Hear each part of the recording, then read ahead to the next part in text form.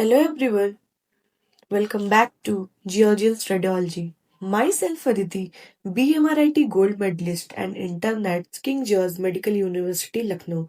So, we are going to discuss part 3 of Interaction of X-ray with Matter. तो part 3 में हम detail में coherent scattering के बारे में डिस्कस करेंगे। तो हम स्टार्ट करते हैं कोहेरेंट स्कैटरिंग को, ठीक है।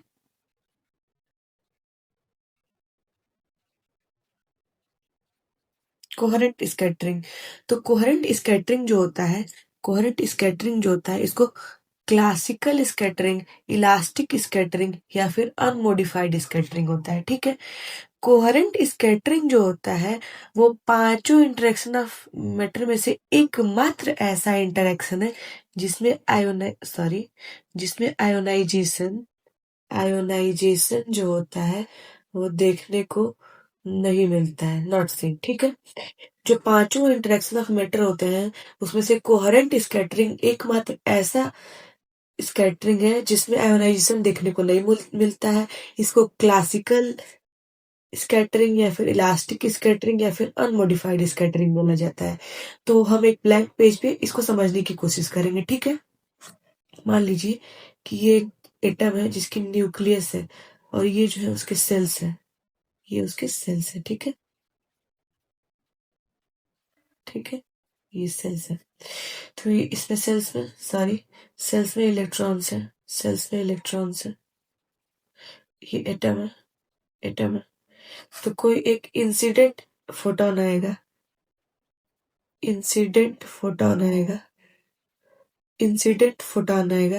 या फिर एक्सरे फोटोन भी बोल सकते हैं, ठीक है। ये क्या करेगा, ये एटम को वाइब्रेट कर देगा, ठीक है। और यहाँ से स्कैटर्ड रेडिएशन निकलेगा। तो मान लीजिए जो इंसिडेंट एक्सरे फोटोन है उसका जो वेवलेंथ है वो λ1 है और स्कैटर्ड एक्सरे फोटोन है उसका जो वेवलेंथ है वो λ2 है। तो λ1 जो है वो λ2 के हमेशा बराबर होगा, इक्वल होगा, ठीक है। क्यों? तो मान लीजिए कि अगर कोई इंसिडेंट फोटोन या फिर इंसिडेंट एक्सरे फोटोन आया, एटम पे आके स्ट्राइक किया, तो एटम जो है वो वाइब्रेट करेगा, ठीक है। वाइब्रेट करेगा, फिर थोड़े टाइम बाद वो अपने नॉर्मल एनर्जी स्टेट में आएगा, तो वो स्कैटर्ड रेडिएशन को रिलीज करेगा। तो जो इंसिडेंट एक्सरे फोटोन और स्कैटर्ड रेडिएशन जो है उन दोनों का डायरेक्शन पाथ जो है थोड़ा सा अलग होगा। जिस पाथ से इंसिडेंट एक्सरे फोटोन आएगा उस पाथ से थोड़े से अलग डायरेक्शन में इंसिडेंट रेडिएशन निकलेगा। तो यहाँ पे क्या हो रहा है कि एक एटम है जिसमें इलेक्ट्रॉन्स है, तो एक एनर्जी आ रही है, एक्सरे फोटोन आ रहा है जिसकी energy less then 10 kilo electron volt है। तो एटम को सिर्फ वाइब्रेट करा रहा है, फिर स्कैटर्ड रेडिएशन निकल रहा है। अगर इंसिडेंट फोटोन का वेवलेंथ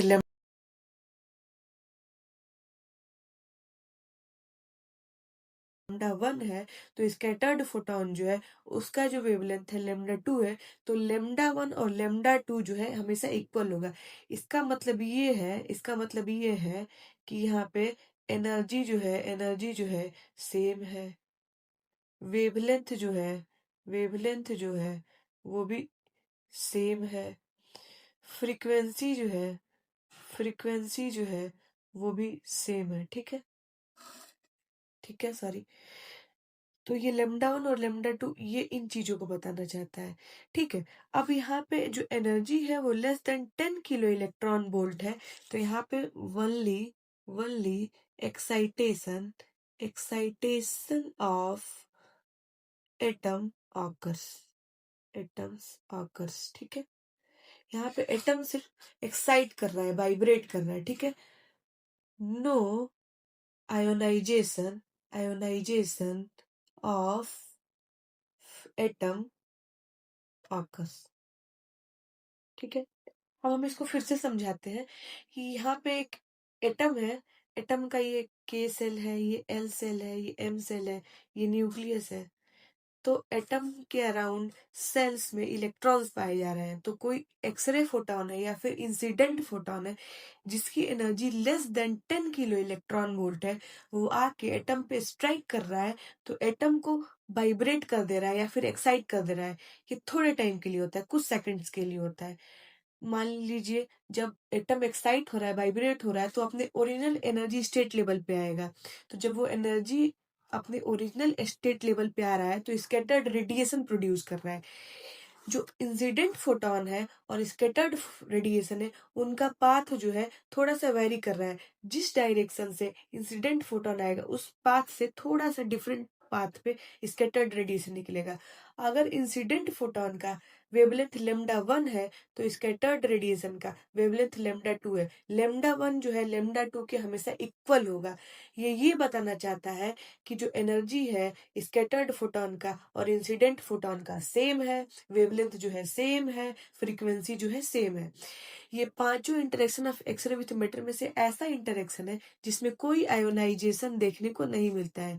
यहाँ पे एटम का सिर्फ एक्साइटेशन या फिर वाइब्रेशन होता है। ठीक है, अब हम पीपीटी पढ़ेंगे और समझने की डिटेल में कोशिश करेंगे। ठीक है, तो जो कोहेरेंट स्कैटरिंग है इसमें आयोनाइजेशन नहीं होता है, इसको क्लासिकल, इलास्टिक या फिर अनमोडिफाइड स्कैटरिंग कहते हैं। ठीक है, incoherent scattering incident X ray photon having energy less than कितना होता है 10 kilo electron volt. 10 kilo electron volt से कम एनर्जी होती है। ठीक है, when photon interact with electron of all photon energy absorb electron and set them into vibration mode, so it emit scattered radiation into different direction। कह रहा है कि जब फोटोन जो है इंसिडेंट फोटोन एटम के इलेक्ट्रॉन से इंटरैक्ट कर रहा है तो उसको वाइब्रेशन मोड में डाल दे रहा है। एटम वाइब्रेट कर रहा है, फिर वाइब्रेट करने के बाद थोड़े टाइम बाद वो जब स्टेबल हो रहा है तो स्कैटर्ड रेडिएशन प्रोड्यूस कर रहा है डिफरेंट डायरेक्शन में।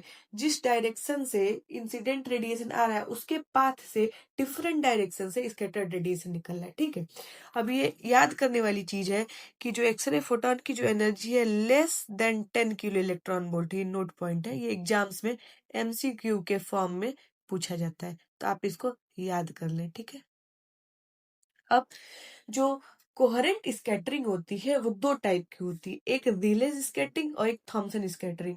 रिलेज में क्या होती है कि जो है होता है एक सारे इलेक्ट्रॉन जो होते हैं एटम से इंटरेक्ट करते हैं। All electron interact with atom. All electron interact interact with atom. ठीक है, और इसमें थॉमसन में क्या होता है single electron interact interact with atom. ठीक है, ये हो गया। तो बहुत टाइम बाद बच्चे कंफ्यूज होने लगते हैं कि रिले में एक इलेक्ट्रॉन इंटरेक्ट हो रहा था कि थॉमसन में, कि सारे इलेक्ट्रॉन थॉमसन में इंटरेक्ट हो रहे थे कि रिले में। तो मेरे पास एक ट्रिक है, देखिए थॉमसन थॉमसन किसी एक आदमी का नाम हो सकता है, तो एक आदमी का नाम थॉमसन होगा, मतलब थॉमसन स्कैटरिंग में एक इलेक्ट्रॉन एटम का इंटरेक्ट करेगा और बाकी दूसरे का ट्रिक खुद ब खुद निकल के आ गया कि उसमें सारे इलेक्ट्रॉन रिलीज में एटम के साथ इंटरेक्ट करेंगे। ठीक है, ये हमने पढ़ के समझाया था। फिर कह रहा है कि coherent scattering do not cause ionisation because X-ray photon energy less than binding energy of electron shell. यहाँ पे एक नया टर्म आ रहा है बाइंडिंग एनर्जी। तो बाइंडिंग एनर्जी क्या होता है minimum minimum energy energy required required to eject electron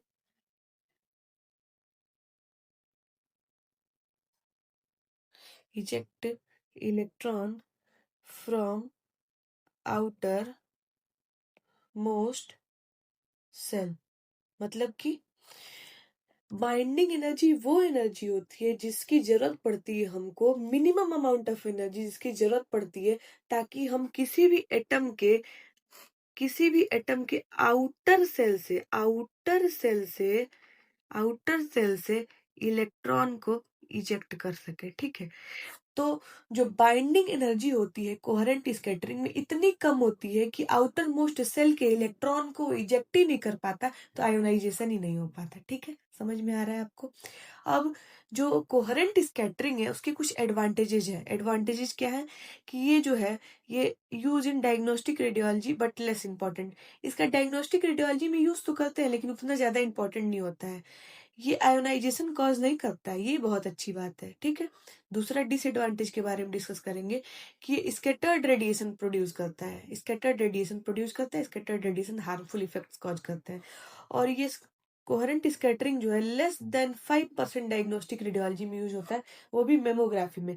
mammography में सॉफ्ट टिश्यू जैसे कि ब्रेस्ट का इमेजिंग करते हैं, तो केवीपी जो है कम होना चाहिए, लेस होना चाहिए, इसीलिए इसको बस मेमोग्राफी में यूज करते हैं। ठीक है, अब ये कोहेरेंट स्कैटरिंग का डायग्राम है कि इंसिडेंट एक्सरे फोटॉन यहाँ से आ रहा है, फिर ये इलेक्ट्रॉन को एटम को टेम्पोरली वाइब्रेट कर रहा है, फिर यहाँ से दूसरे डायरेक्शन से स्कैटर्ड रेडिएशन निकल जा रहा है। ठीक है, तो ये जो था हमारा थर्ड पार्ट था जिसमें हमने डिटेल में कोहेरेंट स्कैटरिंग को पढ़ा। Thank you so much. But हम नेक्स्ट पार्ट में कॉम्पटन स्कैटरिंग को डिटेल में पढ़ेंगे। Thank you so much.